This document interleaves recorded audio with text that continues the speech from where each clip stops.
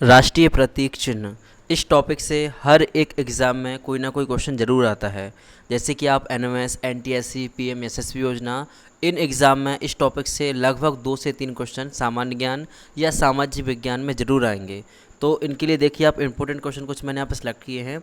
सबसे पहले आता है कि भारतीय जो भाषा है, संविधान की भाषा हो या अपन नॉर्मल जो अपन लिखते हैं हिंदी भाषा, तो इसकी लिपि कौन सी है। लिपि मतलब लिखने का तरीका कौन सा है, तो देवनागरी, ये सबको पता है। और अनुच्छेद की बात करते तो आर्टिकल 343 में इसके बारे में लिखा हुआ है।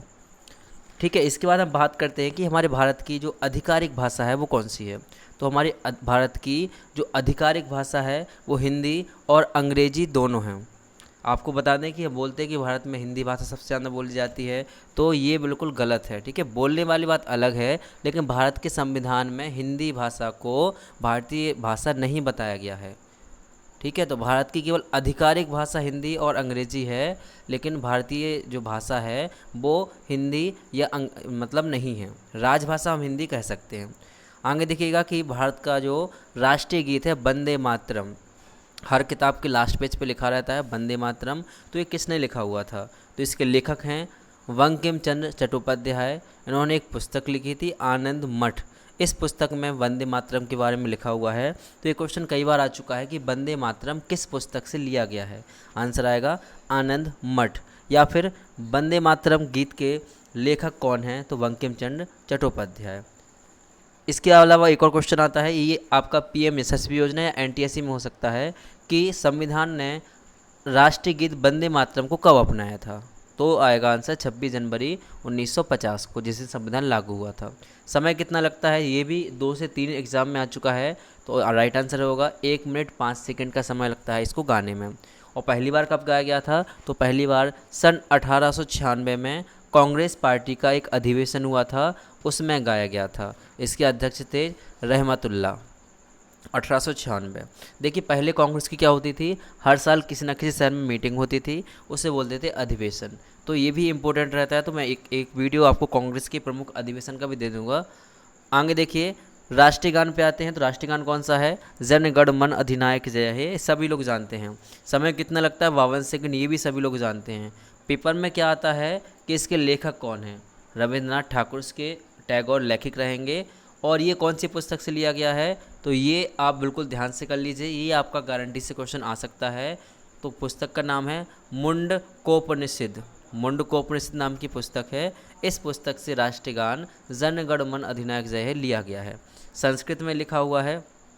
ठीक है, और ये इसके अलावा पूछा जाता है कि संविधान ने इसे कब अपनाया था। तो देखिएगा, पहले राष्ट्रीय गान गाते हैं, बाद में राष्ट्रीय गीत।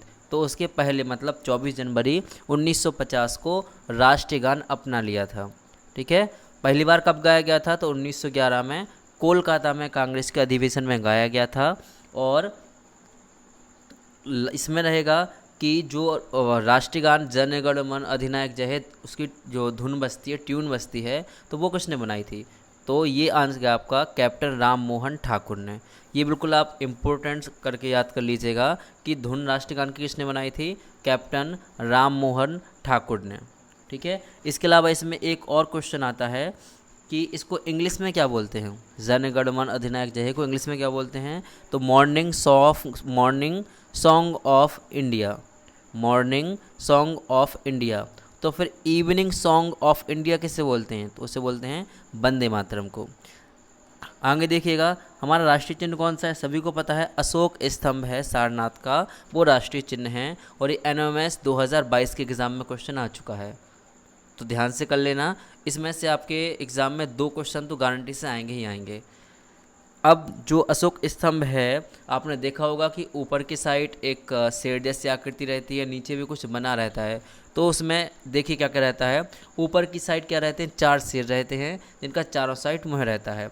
नीचे क्या रहता है, सबसे नीचे की साइड में तो एक हाथी रहता है, घोड़ा रहता है, सांड रहता है और शेर रहता है। और इनके बीच में क्या रहता है, मतलब एक साइड हाथी घोड़ा रहेगा, एक साइड सांड और शेर रहेगा, और बीच में नीले रंग का 24 तीलियों का चक्र रहेगा। ये सारनाथ नाम की जगह पर है। बाकी ये वाले इजी तो सबको आते हैं कि पशु कौन सा है, फूल कौन सा है, फल कौन सा है, तो ये पेपर में नहीं पूछे जाते हैं। इनमें से केवल एक ही आता है कि राष्ट्रीय जलीय जीव कौन सा है, तो गंगा डॉल्फिन नाम की मछली है, वो राष्ट्रीय जलीय जीव है। इनके अलावा आपको एक इम्पोर्टेंट इन्फॉर्मेशन और देना चाहता हूँ कि बोलते हैं कि भारत का राष्ट्रीय खेल हॉकी है, लेकिन ऐसा कहीं भी अपडेट नहीं है, ठीक है। भारत का कोई भी राष्ट्रीय खेल नहीं है, बस अपन हॉकी को राष्ट्रीय खेल मानते हैं, लेकिन ऐसा कहीं संविधान में लिखा हुआ नहीं है। तो आप इन सब की प्रैक्टिस कीजिएगा, इंपॉर्टेंट क्वेश्चन है।